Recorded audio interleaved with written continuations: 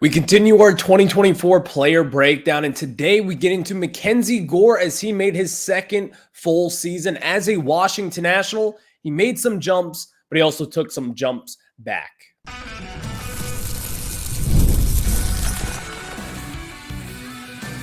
You are Locked On Nationals, your daily Washington Nationals podcast, part of the Locked On Podcast Network, your team every day. And thank you all for making Locked On Nationals your first listen every single day, as we are free and available wherever you get your podcast. And of course, I'm your host, Ryan Clary. You can catch me over on Twitter at RyanClary11 and as well as our show page at LO_Nationals. For all your latest Nationals news and notes, make sure to check us out over on Twitter. And while you're at it, make sure to search up Locked On Nationals wherever you get your podcasts, including over on YouTube. Again, search Locked On Nationals, hit that subscriber button. Later on in today's show, we'll be discussing the ALCS tonight, and you've got game 2 of that ALCS. You've got the Yankees going up against the Guardians, and this will be a fun matchup tonight. The Yankees went up 1-0 last night, and also the New York Mets, they tied up the NLCS 1-1 heading back to New York, in which should be a raucous series. So we'll discuss that in the third segment of today's show. In the second segment, get into some 2025 projections for MacKenzie Gore. Can he be that kind of Max Scherzer-esque kind of guy for the Nationals? Can he be that big game pitcher down the road? Well, I do kind of have a comparison to make to a former National, but we'll get into that in the second segment of today's show. But we start off discussing MacKenzie Gore's 2024 season. Before we get into it, today's episode is brought to you by our friends over at Gametime. Download the Gametime app, create an account, and use code LOCKEDONMLB for $20 off your first purchase. So we get into it with MacKenzie Gore's 2024 season, in which was filled with a lot of ups and downs. First and foremost, I do think MacKenzie Gore took a step up in 2024. We saw it in the first half of this season. MacKenzie Gore was a legitimate ace. Like, he was pitching at a level in which we all kind of expected, if we're just being honest. MacKenzie Gore was always a highly touted prospect, but when you get into his overall numbers in the first half of the season, all the way through the end of June here, MacKenzie Gore did really well. His first 16 starts of the season, he had a 3.6 ERA, which is not all that great. And even then, I think his ERA should have been a lot better because it's fielding independent pitching, which kind of takes away different defensive factors, as the Nationals weren't the best defensive team this season. He had a 3.14 fielding independent pitching, meaning the things that he could control, he was doing really well with. MacKenzie Gore, though, as the summer kind of kicked in, as it got a little bit hotter, he didn't really deal with his blisters as he was dealing with just last season. He wasn't really getting rocked around. He wasn't hurt. He just kind of went through some weird kind of gist where he wasn't just pitching his best baseball. So as the summer kind of hit, as the heat really kicked in here in DC, that's also when MacKenzie Gore started to kind of get knocked around a little bit more. From July 1st all the way through the end of August, that's when MacKenzie Gore was at his worst. He made 11 starts in that time frame, which he had a 5.81 ERA, a 4.52 fielding independent pitching, and check this out. The slash line of batting .311, a .475 slug, and an .865 OPS. MacKenzie Gore's struggles in the midway point of this season is really what inflated all of his numbers and all of the metrics surrounding him. That is what really hindered him in 2024. Now, kind of getting into deeper of why this stuff happened, well, I think there's a couple different factors here. Number one, MacKenzie Gore sort of didn't reinvent himself, but he relied on pitches in which he hasn't really done so in years past, meaning his changeup. His changeup this year, he used at a 9.3% rate compared to what he used just last year at a 2.9% rate. This year, he relied less on his slider and a little bit more on his curveball and also less on his fastball. MacKenzie Gore's fastball is pretty electric. I think we all can understand that here. But also the thing is with Gore is we've seen this time and time again. He's not really like a give up a home run kind of guy. Like, he's not really Max Scherzer from back in the day where he'll just leave one right over the middle every now and then. And you're like, well, no wonder they just smacked that one 400 feet dead center. He's not really like that. But also, that's kind of what happened to him this season, though. His command was way off. His control was way off. And I think those two things are different, by the way. You can have control and throw strikes, but having command, in my opinion, is throwing them in places where hitters can't hit. For instance, let's say Freddie Freeman can't hit an inside fastball. He can, but can't hit the outside fastball because of his inside-out swing. So you place in the lower half of the batting of the strike zone there. And MacKenzie Gore just wasn't really commanding his stuff in 2024. That was the huge kind of difference maker, in my opinion, from what we saw from last year going into this year. And now, while his numbers were overall better than last season, I still think Gore could have been a lot better overall. And I do think he did take those jumps, but even then, when you look at his whip was higher this season at a 1.419 compared to a 1.401 just last season. His walk rate was down by 0.3, which is relatively the same if we're being honest. His hits per 9 were up. His strikeouts per 9 were down by 0.2. But even then, I do think MacKenzie Gore made the jumps this year. I do think you leave this season encouraged by what MacKenzie Gore did. But also at the end of the day, you would like to see those jumps. Now, again, I do think Gore has the potential to be a big-time kind of pitcher for this Nats team. But he goes through these funks all the time now, and when you're just like, why are you making that pitch in that scenario? Or why are you throwing a fastball when you're up 1-2 in the count right down the middle? It's a command thing, in my opinion. And you would have thought, like, with Sean Doolittle, we all raved about him this season. Sean Doolittle had a major impact on this pitching staff. You saw guys like Jake Irvin take big step-ups. Mitchell Parker look really good at times. DJ Hurd, a very promising young prospect for this team. Trevor Williams as well. You saw all these guys really kind of see the best version of themselves. And we didn't really get that from MacKenzie Gore. You didn't really see that step up from Gore. Because Gore is supposed to be the guy who's going to be your everyday kind of guy. The one who goes out there every 5 days knowing that you'll get 5+ innings pitched, 2 earned runs, a few hits, maybe 7 to 8 strikeouts. He's the highest ceiling that we've got in the starting rotation.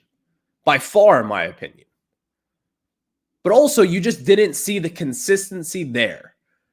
Now, does that concern you really from this past season? Not really.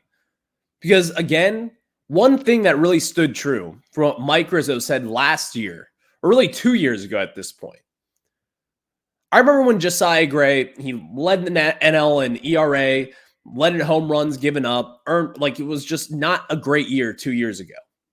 And he was saying, I think it was a really good year for Josiah because he got through the year healthy.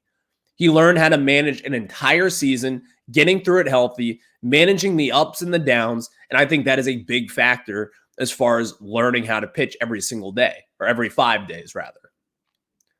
I think that's this year for MacKenzie Gore. Because last year, while he was healthy for a majority of the year, he didn't make as many starts as he did last season. MacKenzie Gore, I think this is going to be the year in 2025 where you see the best version of him to this date. This is the year where you're talking about MacKenzie Gore having a 3.3 ERA, being dominant, striking out 10 to 11 batters per 9 innings. Because I do think he has that potential. We just haven't seen it come together up to this point just yet.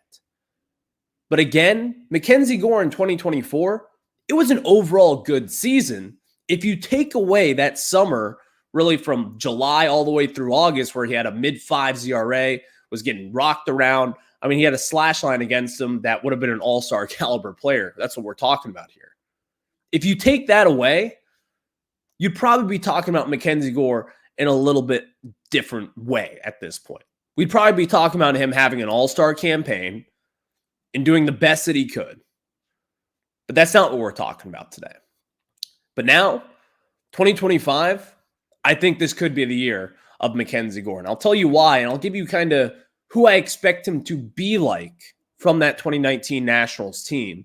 Before we get into it, though, I'm going to tell you guys about our friends over at Gametime. And of course, we told you about our friends at Gametime. And I want you to know that Gametime is an authorized ticket marketplace of Major League Baseball, which makes getting tickets faster and easier. Prices on the Gametime app actually go down the closer it gets to the first pitch. With killer last-minute deals, all-in prices, views from your seat, and their lowest price guaranteed. Gametime takes the guesswork out of buying MLB tickets. Like, for instance, tonight, if you're going to ALCS Game 2, if you're up in New York, you want to catch the Yankees and the Guardians go on head-to-head. Former Nationals Lane Thomas, Juan Soto, Nationals fans, they're invested in this series, believe it or not. So you can check with our friends over at Gametime. When you were taking that subway to the Bronx, I can tell you this, you open up Gametime, you'll find last-minute tickets and, of course, their flash zone deals, and you will love to see that. And also, there's easy-to-view and buy MLB tickets for every kind of event in your area. And, of course, the lowest price is always guaranteed. And my favorite feature is I can see exactly what my view will be like just for that stadium. Maybe if you were sitting up in the bleachers, if there'll be any obstruction or whatever it is, you can take the guesswork out of buying MLB tickets and more with Gametime picks. Download the Gametime app, create an account, and use code LOCKEDONMLB for $20 off your first purchase. Terms apply. Again, create an account and redeem code LOCKEDONMLB for $20 off. Download Gametime today. Last minute tickets, lowest price guaranteed. Thank you all for making Locked On Nationals your first listen every single day, as we are free and available wherever you get your podcast. So will MacKenzie Gore be the next ace of the Nationals? Will he be the guy that in Game 7 of the World Series, you want him taking the mound? For instance, a better question or a better way to put this question and tie in former Nationals of the past, will he be the next Max Scherzer? I don't think he will be the next Max Scherzer. But here's my thing. I think he could be the next Steven Strasburg type. Your 1B. And I think we start to see that in 2025. Thinking about this, I don't think Strasburg and him are really comparable in this sense. But just stick with me for a second as we go down this road. I think MacKenzie Gore can kind of be the guy to not be your ace of the staff, but be the consistent, everyday kind of guy, if you know what I mean. I think MacKenzie Gore does have big game ability. But there's just one problem with Gore. I think MacKenzie Gore, if he were to level out kind of his emotions and just really hone in on his craft, that is when we'll see the best version of Gore. I think back to earlier this season with Nick Senzel and MacKenzie Gore. When Nick Senzel and Gore kind of got in a little shoving match in the dugout, it was no big deal. They're brothers at the end of the day. But it kind of affected him, and it snowballed him, and all of a sudden, the Nationals lost that game, and Gore wasn't all that great. I do think MacKenzie Gore kind of needs to level out just a tad bit. And not the sense that MacKenzie Gore has been bad, not in the sense that MacKenzie Gore is a hothead. I don't think that's the case whatsoever. But sometimes he gets a little too amped up. And I think if he were to level that out a little bit, the way that Steven Strasburg did, where you never really knew how he was feeling. You never knew if he was up by 10 runs or if he was down by 10 runs. He was always flatline. That's what I kind of need MacKenzie Gore to be. And that's what I think he could be. Not the emotional side of it, because you're going to take what you can get with Gore. You like the competitive side of him. You want your pitcher to be a quote-unquote dog out there, like Tariq Skubal. You want that. We seek that in Major League Baseball today.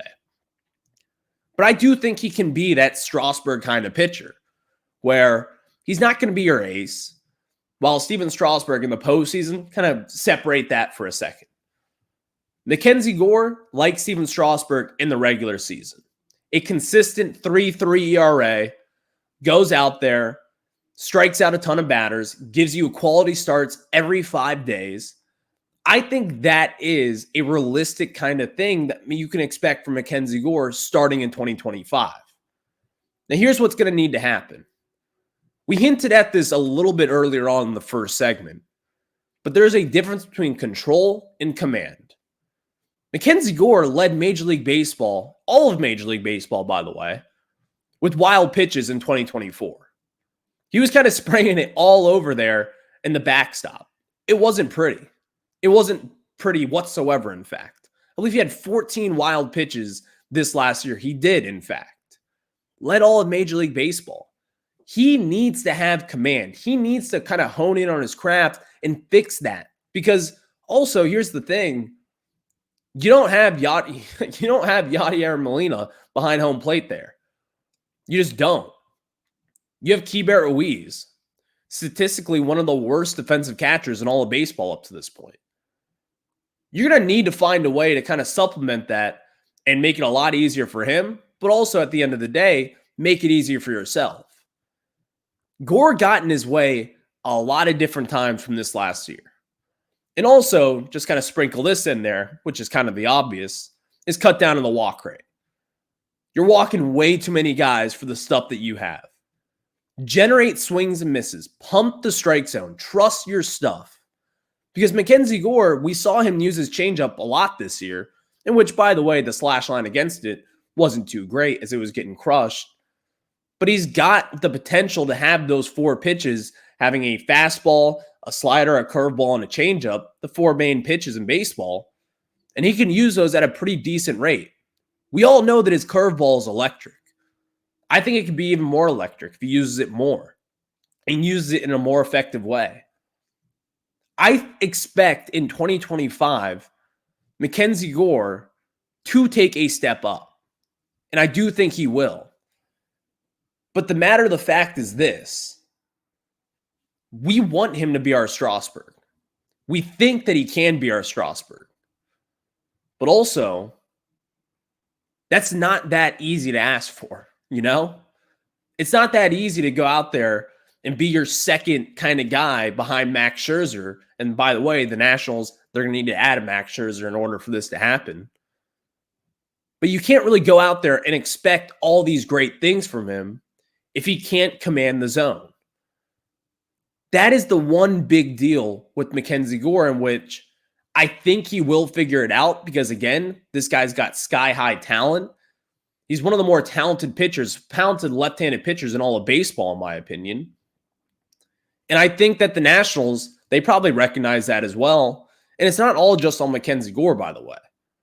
It's what the Nationals can do this offseason. Give him help. Have Sean Doolittle work with him. Whatever it is, because I think back to Sean Doolittle's days, the Nats. While he wasn't a starting pitcher, one thing that Doolittle did have was command.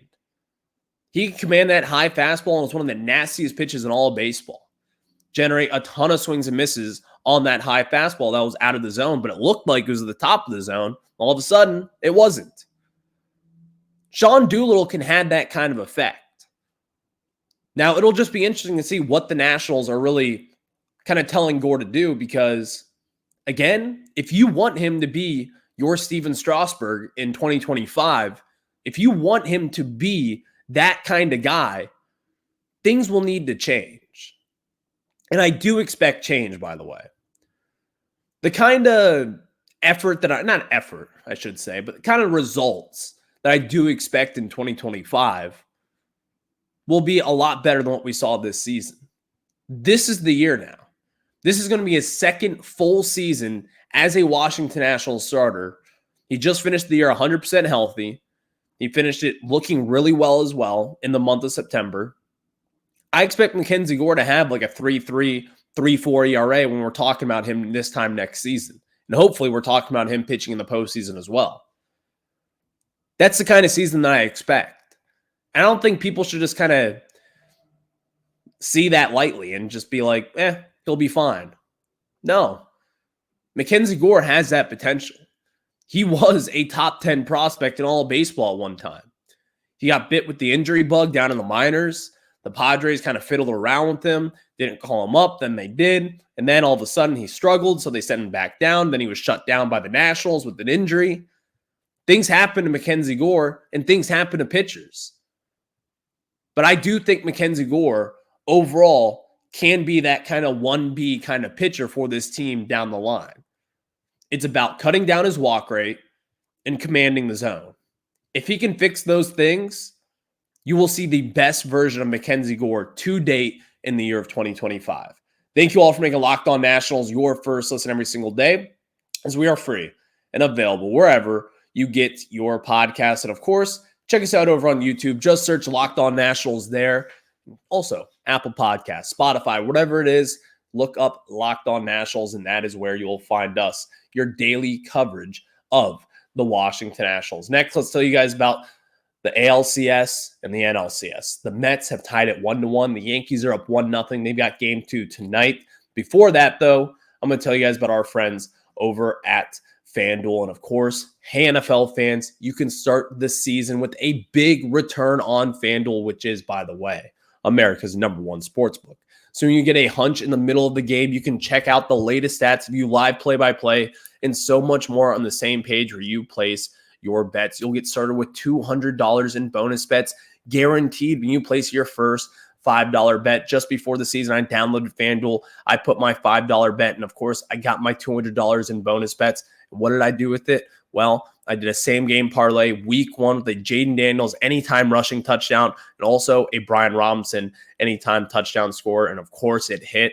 And I've been paying all the benefits since that. And it has been awesome. It is so much fun. And of course, all you have to do is get started with our friends at FanDuel, and you'll get started with $200 in bonus bets. That is guaranteed when you place your first $5 bet. Again, check out America's #1 sportsbook. All you have to do is go to FanDuel.com and download FanDuel. Again, visit FanDuel.com and download America's #1 sportsbook, which is FanDuel.com. Thank you all for making Locked On Nationals your first listen every single day, as we are free and available wherever you get your podcast. And of course, you can check us out over on YouTube. Just search Locked On Nationals, and that is where you'll find your daily video content of the Washington Nationals. And if you aren't aware, maybe you're looking around and be like, what's up with the white walls surrounding you? I'm in the middle of a move right now, so bear with me here for the few days that we get ready for this move. But last night, or really yesterday, during the day, the Mets and the Dodgers. The Dodgers, I thought that they were going to be unbeatable after game 1. That was not the case. The Mets tied it up 1-1 heading into New York, which game 3 is tomorrow when you have Walker Buehler against Luis Severino. Jeez, I was going to say Pedro Severino, former Nats catcher, but it's Luis Severino. And the Mets dominated.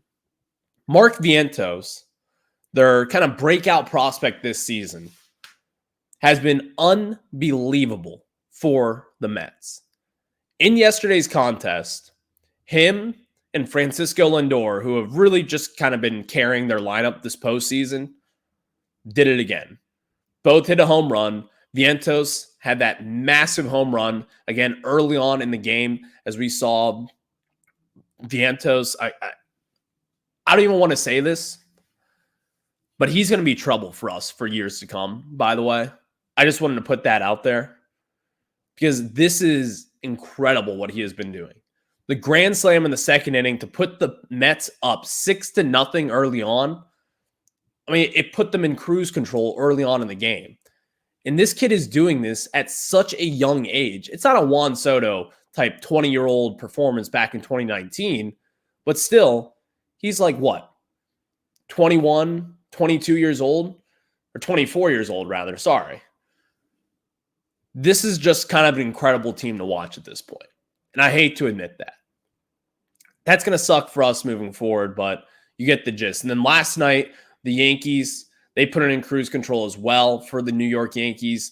And again, the Guardians, they just did not have answers against that Yankees bullpen. Last night, you saw Luke Weaver continue his dominant postseason as he has been the surprise story for the Yankees this season. Carlos Rodon probably delivered one of his best starts of the season. 6 innings pitched, 9 strikeouts, gave up that 1 home run, but only 1 earned run overall in 6 innings, and then you get 3 innings of their bullpen.